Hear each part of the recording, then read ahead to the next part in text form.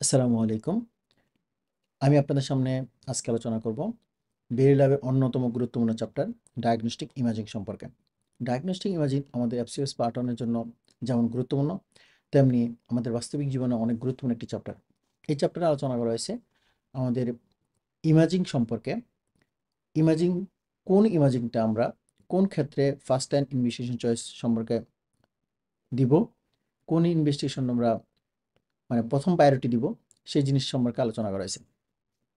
Diagnostic imaging বিশাল chapter. সব line আমাদের জন্য গুরুত্বপূর্ণ না, যে লাইনগুলো আমাদের জন্য গুরুত্বপূর্ণ সেই সম্পর্কে আলোচনা করব।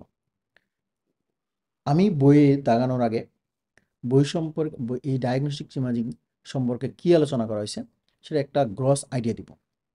প্রথমে আমি বলতে চাই যে ডায়াগনস্টিক ইমেজিংয়ের 4টা ইমেজিং সম্পর্কে প্রথমে মেনলি আলোচনা করা হয়েছে। যদি আমি দেখি, 1 নাম্বার এটা এক্স রে নিয়ে আলোচনা করা হয়েছে, 2 নাম্বার এটা আল্ট্রাসোনোগ্রাম নিয়ে আলোচনা করেছে, 3 number CT scan, 4 number MRI. এখন এক্স রে আমরা কোন ক্ষেত্রে দিব? এক্স রে আমরা দিব চেস্ট ডিজিজ। আমাদের যদি চেস্ট ডিজিজ হয় অথবা ট্রমা হয় অথবা অর্থোপেডিক কোনো ডিজিজ হয়, সেক্ষেত্রে আমাদের ফার্স্ট লাইন ইনভেস্টিগেশন হবে এক্স রে। আবার আমরা যদি হেপাটোবিলিয়ারি রেনাল ডিজিজ অথবা বোন অথবা জয়েন্ট ডিজিজ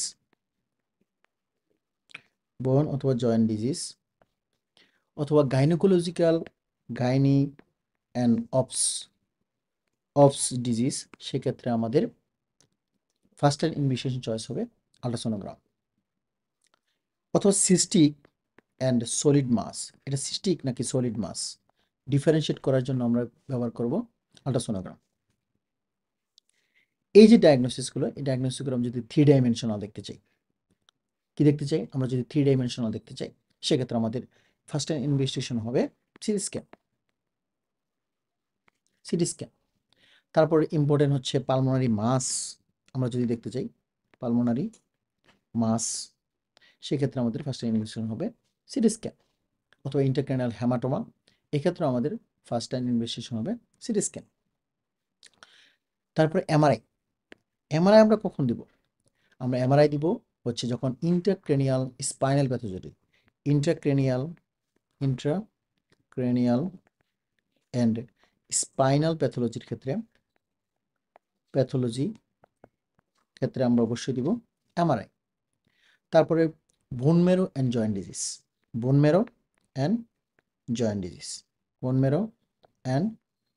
ডিজিজের ক্ষেত্রে সেক্ষেত্রে আমাদের ফার্স্ট ইনভেস্টিগেশন হবে এমআরআই। এটা হচ্ছে আমাদের মেইন, কোন কোন ক্ষেত্রে আমাদের ফার্স্ট লাইন ইনভেস্টিগেশন কি হবে। এখন আমরা চলেন বেরি ল্যাবের চ্যাপ্টারে আমরা কি কি পড়ব। এখানে ইন্ট্রোডাকশন সম্পর্কে আলোচনা করা হয়েছে, বিস্তারিত আলোচনা করেছে, এত কিছু আমরা পড়ব না। আমি এখানে একটা সামারি করেছি যে কি কি আমরা পড়ব। যেমন আমি এখানে লিখে নিয়েছি যে চেস্ট ডিজিজ, ট্রমা, তারপর অর্থোপেডিক, সেটা হচ্ছে চেস্ট এক্সরে করব। এই যে চেস্ট এক্সরে, এটা একটা ডিসঅ্যাডভান্টেজ আছে। এই ডিসঅ্যাডভান্টেজ হচ্ছে রেডিয়েশন। অথবা hepatobiliary renal disease, gynae and obs বা বোনস বা জয়েন্ট ডিজিজের ক্ষেত্রে, সিস্টিক অ্যান্ড সলিড ডিফারেন্সিয়েটের ক্ষেত্রে আমাদের ফার্স্ট লাইন ইনভেস্টিগেশন হবে আল্ট্রাসোনোগ্রাফ। এক্ষেত্রে একটা অ্যাডভান্টেজ হলো এটার মধ্যে কোনো রেডিয়েশন নাই, কিন্তু এর একটা ডিসঅ্যাডভান্টেজ আছে, সেটা হচ্ছে অপারেটর ডিপেন্ডেন্স। একজন ভালো অপারেটর ভালো ডক্টর, যে এই আল্ট্রাসোনোগ্রাম মেশিন ভালো অপারেট করতে পারে, সে তার যে রিপোর্টটা সেটা ভালো হবে। যে এই মেশিনটা ভালো করে চালাতে পারে না, তার রিপোর্ট ভালো হবে না। এটা অপারেটর ডিপেন্ডেন্স। অপারেটর যত দক্ষ হবে, এটার রিপোর্টটা তত সলিড সঠিক হবে আর কি। আচ্ছা, তারপর আমি 3 নম্বর দেখাচ্ছি 3 ডাইমেনশনাল কোনো যদি পিকচার দেখতে চাই, অথবা পালমোনারি মাস দেখতে চাই, অথবা ইন্টারক্রেনিয়াল হেমাটোমা দেখতে পাই, সেক্ষেত্রে আমরা ইনভেস্টিগেশন করবো সিটি স্ক্যান। এক্ষেত্রে আমাদের অ্যাজ ইউজুয়াল রেডিয়েশন আছে। ইন্টারক্রেনিয়াল অথবা স্পাইনাল প্যাথোলজি অথবা বোন মেরো অথবা জয়েন্ট ডিজিজের ক্ষেত্রে আমরা ডায়াগনোস করবো এমআরআই। আবার দেখা গেছে যে এটা কোনটা ইন্ডিকেশন আছে যে কার্ডিয়াক পেসমেকার অ্যান্ড ইমপ্লান্টের ক্ষেত্রে আমরা দিতে পারবো না। এমআরআই ক্ষেত্রে আমরা দুটো ফিল্ম দেখি, T1 film, T2 film, T1 for anatomy, T2 film for pathology. T1 anatomy phase is hyper intense বা কালো কালো যেটা হবে সেটা হচ্ছে হাইপো ইন্টেন্স, সেটা হচ্ছে অ্যানাটমি দেখি। আর T2 ফেজ হচ্ছে আমরা প্যাথোলজি দেখি, সেটা হচ্ছে হাইপার ইন্টেন্স বা সাদা সাদা কালার হবে। এটা আমি একটা সামারি প্রথমে আমি লিখে নিছি যে এই চ্যাপ্টার কী নিয়ে আলোচনা করা হয়েছে। তারপর আমরা চ্যাপ্টারে ঢুকে যাই। এখানে প্রথমে যে আমি লাইনটা দেখাইছি যে ক্রিয়েটিনিন লেভেল, আমরা কখন ক্রিয়েটিনিন লেভেল দেখব? একটা মিডিয়াতে যখন আমরা কন্ট্রাস্ট ইউজ করব, যেমন আমরা এমআরআইতে আমরা কন্ট্রাস্ট ইউজ করি, সেই কন্ট্রাস্ট মিডিয়া ইউজ করার ক্ষেত্রে অবশ্যই আমাদেরকে একটা সিরাম ক্রিয়েটিনিন লেভেল দেখে নিতে হবে। সিরাম ক্রিয়েটিন এখন যদি পেশেন্টের রেনাল ইম্পেয়ারমেন্ট বা ডায়াবেটিস থাকে তাহলে আমরা তো অবশ্যই ক্রিয়েটিনিন লেভেল দেখব। আমরা যদি বেশি সিভিয়ার রেনাল ইম্পেয়ারমেন্ট থাকে সেটার জন্য আমরা কি করব? ইজিএফআর করে নিব। কি করে নিব? ইজিএফআর করে নিব। তো এমআরআইতে আমাদের কি ধরনের কন্ট্রাস্ট মিডিয়া ইউজ করি আমরা? আমরা এমআরআইতে গ্লাডোনিয়াম কন্টেনিং কন্ট্রাস্ট মিডিয়া ইউজ করি।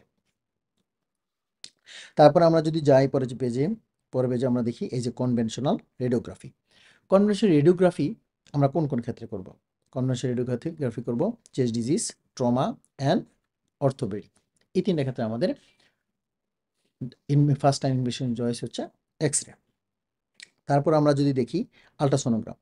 আল্ট্রাসোনোগ্রাম আমরা একটা হাই ফ্রিকোয়েন্সি সাউন্ড ওয়েভ দিয়ে আমরা আল্ট্রাসোনোগ্রাম করে থাকি। এটার ফ্রিকোয়েন্সি কত? এটার ফ্রিকোয়েন্সি হচ্ছে 3 to 20 মেগাহার্টজ। আমরা নর্মাল আমাদের মানে 3 to 20 মেগাহার্টজ আমরা জানি যে আমরা নিজস্ব সাউন্ড শুনতে পাই 20 থেকে 20,000 হার্টজ, ঠিক আছে? সেখানে আমাদের 3 to 20 মেগাহার্টজ হচ্ছে আল্ট্রাসাউন্ডের ফ্রিকোয়েন্সি। এই ফ্রিকোয়েন্সি এই যে 20, এই 20 হায়ার ফ্রিকোয়েন্সি, এই হায়ার ফ্রিকোয়েন্সি আমরা কখন ইউজ করব? আর এই 3 ফ্রিকোয়েন্সি কখন আমরা ইউজ করব? যদি আমরা হায়ার ফ্রিকোয়েন্সি ইউজ করি তাহলে আমাদের ইমেজিংটা হবে গ্রেটার রেজুলেশন, ছবিটা হবে ঝকঝকা, একদম সুন্দর ছবি হবে। আর যদি কিন্তু ডেপথ হবে লেস, ডেপথ বেশি, আমরা বেশি ডেপথে দেখতে পারবো না। আর যদি আমাদের ফ্রিকোয়েন্সিটা কম হয় তাহলে আমাদের ইমেজিংটা রেজুলেশনটা ভালো হবে না, কিন্তু ডেপথ আমরা বেশি দেখতে পারবো, ঠিক আছে? এটা আমাদেরকে জানতে হবে আল্ট্রাসোনোগ্রাম সম্পর্কে। তাহলে আল্ট্রাসোনোগ্রাম ফার্স্ট লাইন ইনভেস্টিগেশন কখন আমরা দেখব?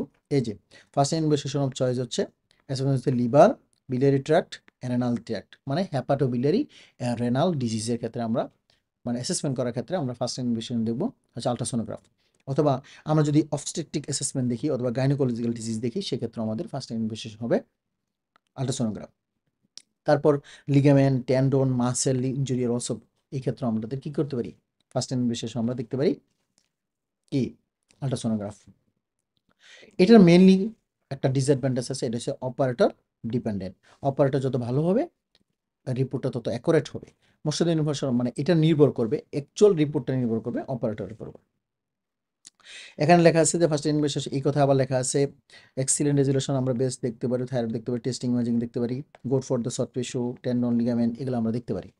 আচ্ছা, তারপর আমরা সেই কম্পিউটার টোমোগ্রাফি মানে যেটা সিটি স্ক্যান। আমাদের সিটি স্ক্যান আমরা কখন করব?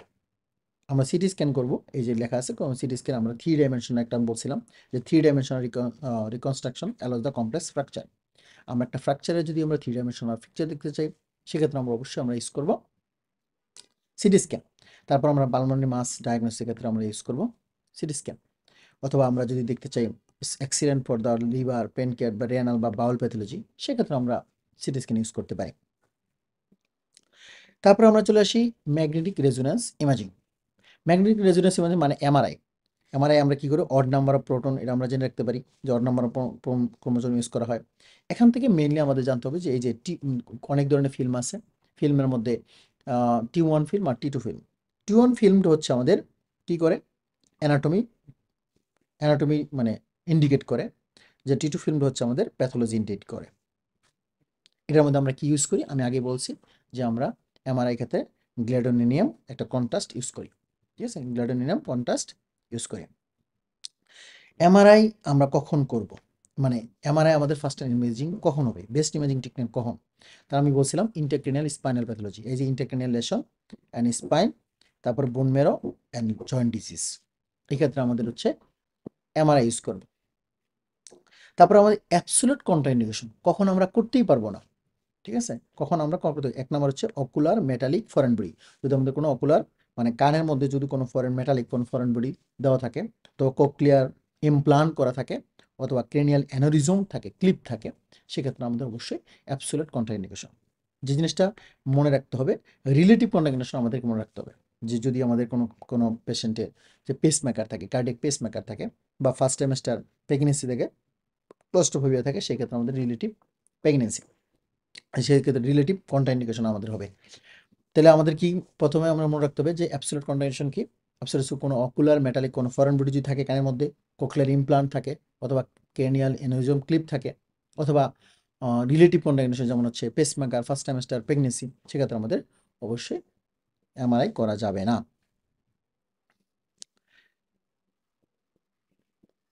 এখানে বলা হয়েছে ডিফিউশন ওয়েট ইমেজিং, এমআরআই যদি করি আমরা ব্রাউনিয়ান মোশন ডিফারেন্ট টিস্যু, আমরা ব্রাউনিয়ান মোশন পাইতে পারি আমরা ডিফিউশন যদি আমরা ইউজ করি, এটা তেমন ইম্পর্টেন্ট না, আমরা জেনে রাখা ভালো। আচ্ছা, তারপর আমাদের চলে যাই নিউক্লিয়ার মেডিসিন। নিউক্লিয়ার মেডিসিন সম্পর্কে আলোচনা করা হয়েছে। নিউক্লিয়ার মেডিসিন আমাদের কোন কোন কন্ট্রাস্ট ইউজ করা হয়, যে টেকনেশিয়াম, গ্যালিয়াম, থেলিয়াম, মানে আয়োডিন ইউজ করা হয়। আচ্ছা, তারপর আমরা যদি দেখি যে আমরা একটা মেটাস্টেটিক ডিজিজ, আমরা মেটাবলিক বোন ডিজিজ বা আর্থ্রোপ্যাথি বা অকাল ইনফেকশন বা ট্রমাটিক ইনজুরির ক্ষেত্রে আমরা কি ইউজ করব? এখানে বলা হয়েছে যে এক্ষেত্রে আমাদের রেডিওনিউক্লিওটাইড ইমেজিং, যেটা হচ্ছে নিউক্লিয়ার মেডিসিন, যেটা এই যে রেডিওনিউক্লিওটাইড ইমেজিং, এটা আমরা কী করে কোন ক্ষেত্রে ইউজ করব?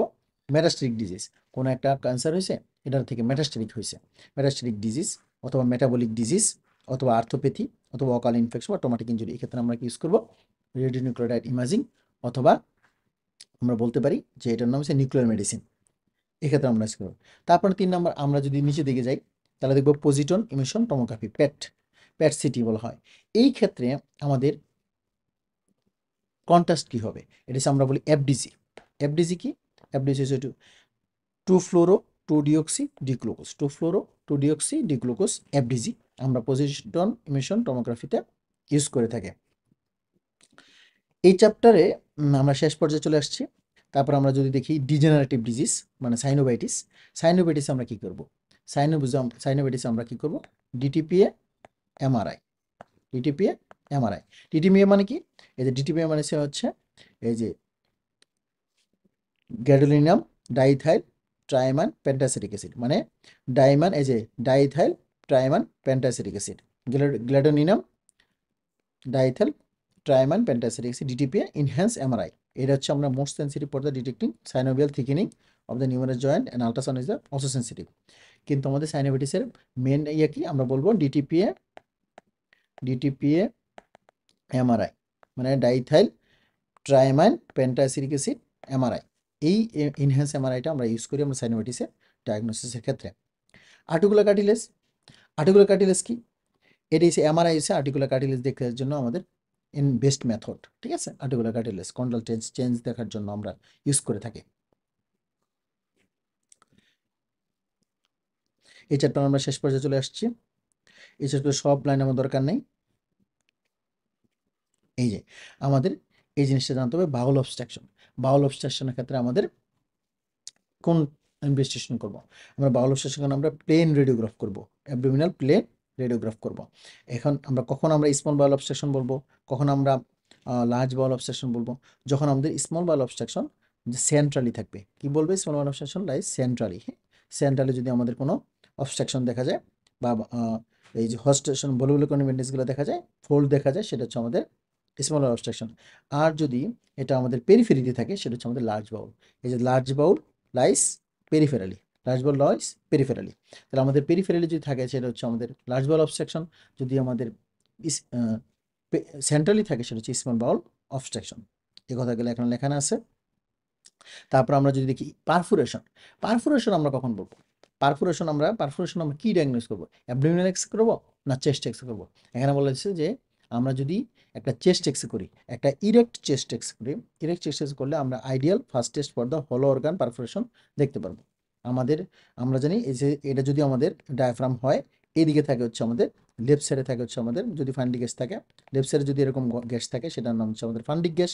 এটা যদি রাইট সাইডে চলে আসে, রাইট সাইডে চলে আসে, সেটার নাম আমাদের বলি আমরা পারফোরেশন। এই পারফোরেশনের কত এমএল এয়ার থাকতে পারে? এটা হচ্ছে 10 to 20 ml। 10 to 20 ml হইলেই আমরা ধরতে পারবো যে অর্গান পারফোরেশন হয়েছে। হ্যাঁ, যে এই যে আমরা একটা ইরেক্ট চেস্ট এক্সরে, একটা ইরেক্ট চেস্ট করেই আমরা অর্গান পারফোরেশন কিনা দেখে ফেলতে পারবো। তারপরে ইস্কিমিয়া ইনফেকশন, আমরা ইস্কিমিয়া যদি ইনফেকশন হয় সেক্ষেত্রে আমাদের ইনভেস্টিগেশন চয়েস কি? সেক্ষেত্রে ইনভেস্টিগেশন চয়েস হচ্ছে সিটি স্ক্যান। আচ্ছা, এখন এখন একুট অ্যাপেন্ডিসাইটিস, একটা অ্যাপেন্ডিসাইটিসের পেশেন্ট আসলো, সেক্ষেত্রে আমাদের ক্লিনিক্যালি আমরা ডায়াগনোস করে থাকি অ্যাপেন্ডিসাইটিস। কিন্তু যদি মনে হয় যে একটা অ্যাপেন্ডিসাইটিসের অ্যাপেন্ডিক্সের থিকেনিং যদি মোর দেন 7 মিলিমিটার হয়, মোর দেন 7 মিলিমিটার হয়, অ্যাপেন্ডিক্সের থিকেনিং যদি আমরা মোর দেন 7 মিলিমিটার মানে ইয়ে করে আইডেন্টিফিকেশন করতে, সেক্ষেত্রে আমরা একটা সিটি স্ক্যান করলে মোর দেন 7 মিলিমিটারের উপরে যদি আমাদের অ্যাপেন্ডিক্সের থিকনেস বেড়ে যায়, সেটা সিটি স্ক্যানে ধরা পড়বে। সেটি require the identification of the thickening the more than 7 millimetre. More than 7 millimetre হলেই আমরা সিটি স্ক্যানে আমরা ডায়াগনোস করতে পারি। এখন আসি ডাইভার্টিকুলাইটিস। ডাইভার্টিকুলাইটিস হচ্ছে অবস্ট্রাকটেড ডাইভার্টিকুলাম। এটা কোথায় থাকে? একই ধরনের ফিচার যদি আমাদের অ্যাপেন্ডিসাইটিসের যেই পেইন, অ্যাপেন্ডিসাইটিস আমরা রাইট সাইডে পেইন, রাইট আইলেক্সের সাথে পেইন অ্যান্ড প্যারেক্সিয়া, সেই ক্ষেত্রে যদি আমাদের এই ইনফ্লামেশন যদি হয় যে লেফট আইলেক পশা, লেফট আইলেক পশা অ্যান্ড প্যারেক্সিয়াতে হয়, সেই ক্ষেত্রে আমাদের বলবো এটা ডাইভার্টিকুলাইটিস। এই ডাইভার্টিকুলাইটিস ডায়াগনোস করার জন্য আমরা অবশ্যই কী করবো? সিটি স্ক্যান করবো। একটা সিটি স্ক্যান করলে আমাদের ডাইভার্টিকুলাইটিস ডায়াগনোস করতে পারবো। অ্যাকুট কোলিসিস্টাইটিস বা বিলিয়ারি কোলিক। অ্যাকুট কোলিসিস্টাইটিস আমরা কীভাবে ডায়াগনোসিস করব?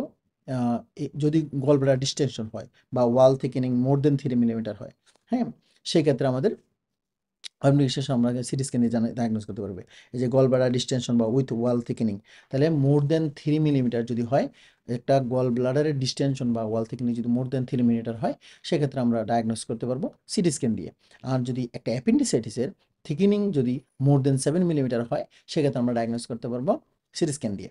এটা আমার মনে রাখতে হবে, মোর দেন 3 মিলিমিটার হলে গল ব্লাডার ডায়াগনোস করতে পারবো, আর মোর দেন 7 মিলিমিটারের উপর হলে তাহলে অ্যাপেন্ডিক্স আমরা ডায়াগনোস করতে পারবো। এই জিনিসটা আমাদেরকে মনে রাখতে হবে। আচ্ছা, টিউমারের ক্ষেত্রে আমরা বলি যে রেকটাল মেলিগনেন্সি।